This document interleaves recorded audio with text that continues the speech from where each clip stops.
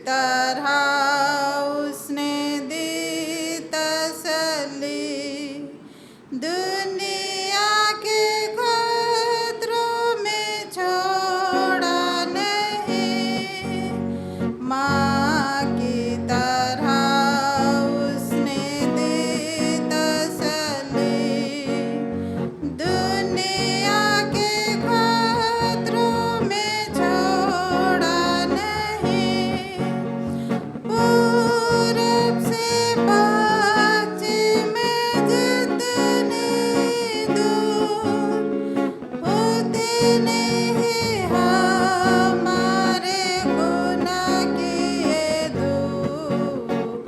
परम पिता की हम स्तुति गाए, वही है जो बचाता हमें। धन्यवाद दे उसके आसनों में, आनंद से आए उसके चरणों में। धन्यवाद दे उसके आसनों में, आनंद से आए उसके चरणों में। संगीत गाकर खुशी से, मोती की चाटन की जय ललकारो। परम पिता की हम स्तुति गावे, वही है जो बचाता हमें। आइए हम अपने सरों को झुकाएंगे, प्रार्थना करेंगे। हे हमारे स्वर्गीय पिता, फिर से हम आपके पास आते हैं, धन्यवाद देते हैं प्रभु। आपने हमें अभी तक सुरक्षित रखा है, हर एक दुख तकलीफ मुसीबत से बचाते हुए हम इस सुंदर सबत शाम में यहाँ इकट्ठे हो पाते हैं पिता। आपकी स्तुति महिमा कर पाते हैं, आपके गानों को जो गाए हैं प्रभु उसमें आपके आशीष हो। और हम यहाँ जितने भी उपस्थित हैं पिता, हम सभी के साथ रहिए, सभी की आप सुधि लीजिए। और आज के दिन जहाँ कहीं भी आपकी आराधनाएं हो रही हैं प्रभु, उनके बीच में भी आप उपस्थित रहिए, उन्हें भी आशीष दीजिए। और इस वक्त मेरे साथ रहिए प्रभु, जो कुछ भी मैं वचन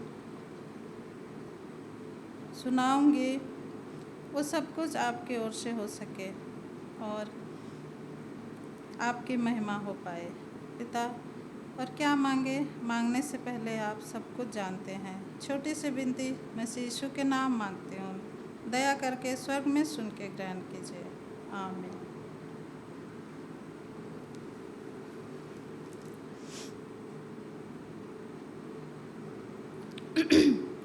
मैं फिर से ईश्वर पिता को धन्यवाद देती हूँ कि मुझे ये मौका मिला है, मैं उनके वचन को सुना सकती हूँ।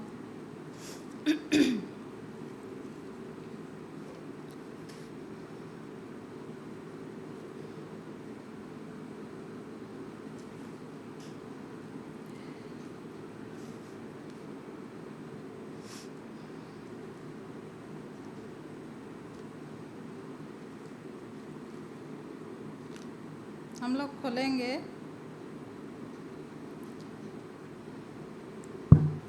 इफिसी 6।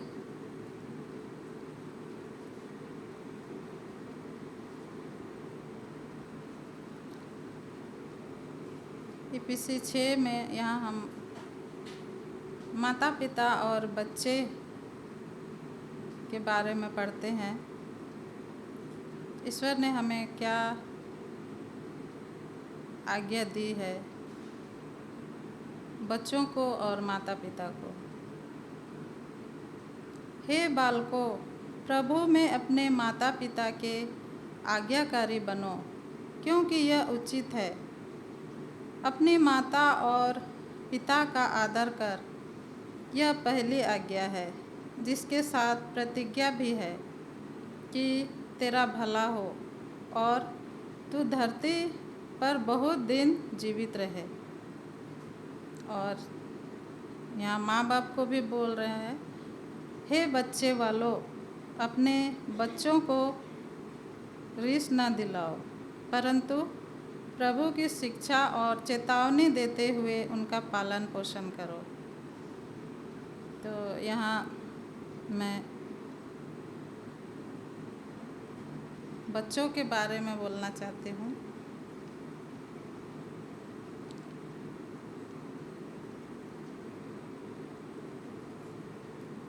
बहुत से बच्चे अपने माँ बाप की बात सुनते हैं और उनकी आज्ञाओं को भी मानते हैं, लेकिन बहुत से बच्चे ऐसे होते हैं जिनको जितना भी बोलने पर वो वही करते हैं जो उनको नहीं करना है। लेकिन माँ बाप को यहाँ उन्हें समझाना है प्यार से, और बाइबल में जो वचन है उनको बता के सिखा के उन्हें समझाना है।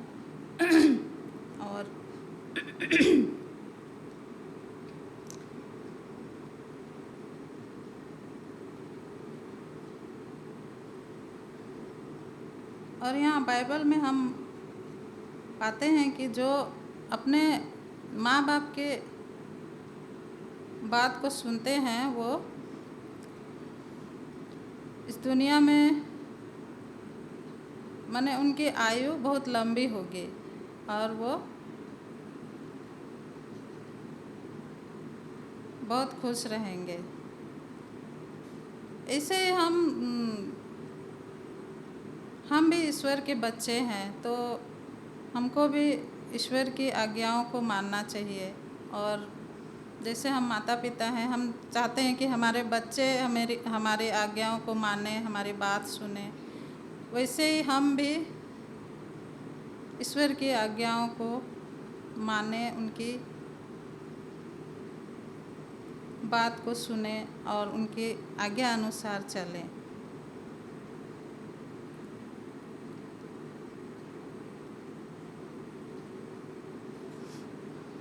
और एक पद मैं पढ़ूंगी, नीति वचन। इसमें भी हमें बताता है कि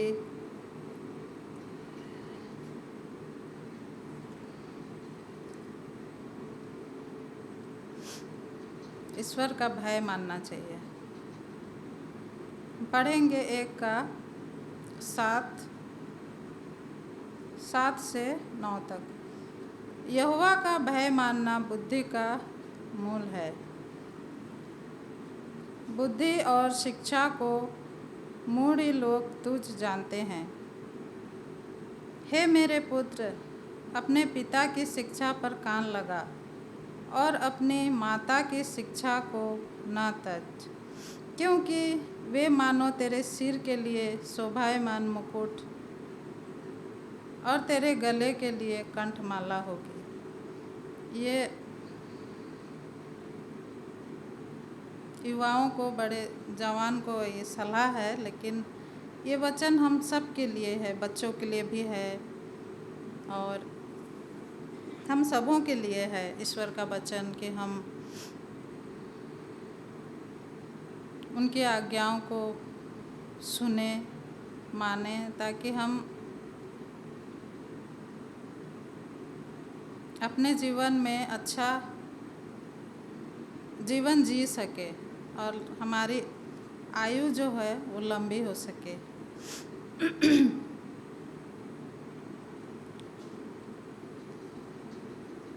इस तरह हम खोलेंगे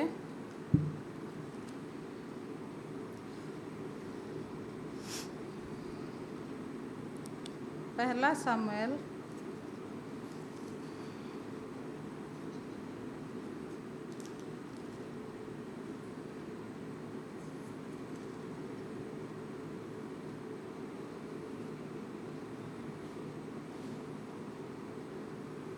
पहला सामुएल 2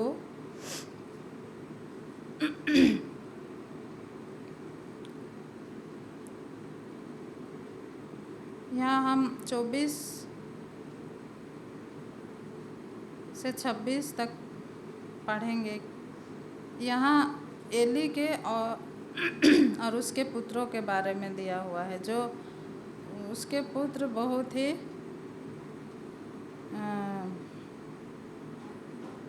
आज्ञा को नहीं मानते थे और वो बहुत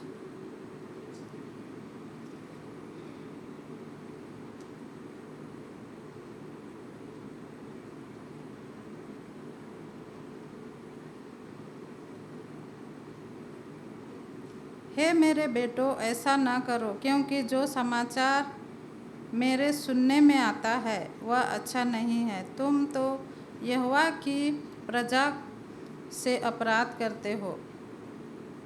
यदि एक मनुष्य दूसरे मनुष्य का अपराध करे तब तो परमेश्वर उसका न्याय करेगा, परंतु यदि कोई मनुष्य यहोवा के विरुद्ध पाप करे तो उसके लिए कौन विनती करेगा। तो भी उन्होंने अपने पिता की बात न मानी, क्योंकि यहोवा की इच्छा उन्हें मार डालने की थी। तो यहाँ एली समझाता है अपने बच्चों को ऐसा ना करो, फिर भी वो बात नहीं सुनते हैं और वो जो उनके मन में आता है वही करते हैं। बहुत से गलत काम उन्होंने किए। तो यहाँ पर हम फिर देखेंगे 30 और 31 में, इसीलिए इस्राएल के परमेश्वर यहोवा की यह वाणी है कि मैंने कहा तो था कि तेरा घराना और तेरे मूल पुरुष का घराना मेरे सामने सदैव चला करेगा, परंतु अब यहोवा की वाणी यह है कि यह बात मुझसे दूर हो, क्योंकि जो मेरा आदर करे मैं उनका आदर करूँगा, और जो मुझे तुझ जाने वे छोटे समझे जाएंगे। सुन, वे दिन आते हैं कि मैं तेरा भुजबल और तेरे मूल पुरुष के घराने का भुजबल ऐसा तोड़ डालूँगा कि तेरे घराने में कोई बूढ़ा होने ना पाएगा। इस्राएल का कितना ही कल्याण क्यों न हो, तो भी तुझे मेरे धाम का दुख देख पड़ेगा, और तेरे घराने में कोई भी कभी बूढ़ा न होने पाएगा। मैं तेरे कुल के सब किसी से तो अपनी वेदी की सेवा नहीं छीनूंगा, परंतु तो भी तेरी आंखें देखती रह जाएगी और तेरा मन शोकित होगा, और तेरे घर की बढ़ती सब अपनी पूरी जवानी ही में मर मिटेंगे। तो यहाँ एली के पुत्रों ने आज्ञा पालन नहीं की। उसका पिता उन्हें समझाता भी है, लेकिन वो लोग नहीं मानते हैं, और यहाँ पर हम देखते हैं कि ईश्वर ने उन्हें कहा कि भरी जवानी में मर जाएंगे और बुढ़ापा वो देख नहीं सकेंगे। माने उनकी आयु कितनी छोटी हो जाएगी।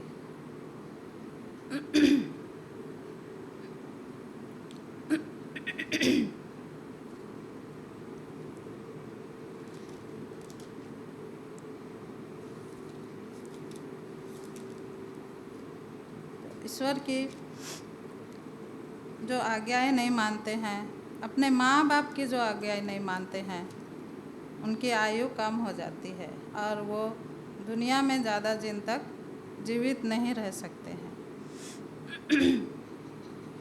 और उन्हें वो आशीष भी नहीं मिलती है जो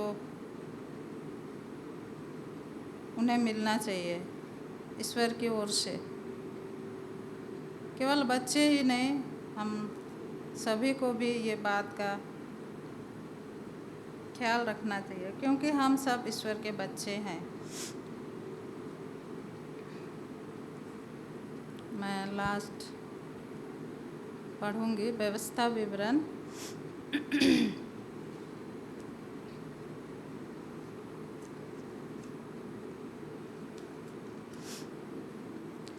व्यवस्था विवरण 6 का 4 से हम पढ़ेंगे। हे इस्राएल सुन, यहोवा परमेश्वर है, यहोवा एक ही है। तू अपने परमेश्वर यहोवा से अपने सारे मन और सारे जीव और सारी शक्ति के साथ प्रेम रखना, और ये आज्ञाएं जो मैं आज तुझको सुनाता हूँ वे तेरे मन में बनी रहे, और तू उन्हें अपने बाल बच्चों को समझा कर सिखाया करना, और घर में बैठे, मार्ग पर चलते, लेटते उठते इनकी चर्चा किया करना, और इन्हें अपने हाथ पर चिन्ह के रूप में बांधना, और ये तेरी आँखों के बीच टीके का काम दे, और इन्हें अपने अपने घर के चौखट की बाजुओं और अपने फाटकों पर लिखना। कितना सुंदर वचन है। इसे हम अपने आप में भी लागू कर सकते हैं, अपने बच्चों को बता सकते हैं, सिखा सकते हैं कि ईश्वर का जो आज्ञाएं हैं, उनके वचन हैं, हम उनको सुना के उन्हें बता सकते हैं कि कैसा रास्ता में उन्हें चलना चाहिए। और जो बच्चे नहीं सुनते हैं उनके लिए हम लोग को प्रार्थना भी करना चाहिए कि वो सुधरे और उनके अपने माँ बाप की बात सुने, ईश्वर के रास्ते पे चले। ईश्वर इस सुंदर वचन पर आशीष दे।